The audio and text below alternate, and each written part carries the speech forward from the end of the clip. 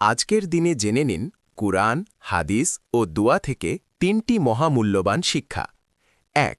কুরআনের নির্দেশ। সূরা শুরায় আল্লাহ বলেন, নূহ, ইব্রাহিম, মূসা ও ঈসা আলাইহিসসালাম এবং শেষ নবী সাল্লাল্লাহু আলাইহিসসালাম সবার প্রতি আল্লাহর একটাই নির্দেশ ছিল, তোমরা দ্বীনকে প্রতিষ্ঠা করো এবং এর মধ্যে কোনো মতপার্থক্য সৃষ্টি করো না। ২. ফজরের সুন্নাহ। বুখারী শরীফের ৬১৯ নং হাদিসে মা আয়েশা রাদিয়াল্লাহু আনহা বলেন, রাসূল সাল্লাল্লাহু আলাইহি সাল্লাম ফজরের আজান ও ইকামতের মাঝের ২ রাকাত সুন্নাত সালাত খুব সংক্ষেপে আদায় করতেন। ৩. অন্তর ঠিক রাখার দোয়া।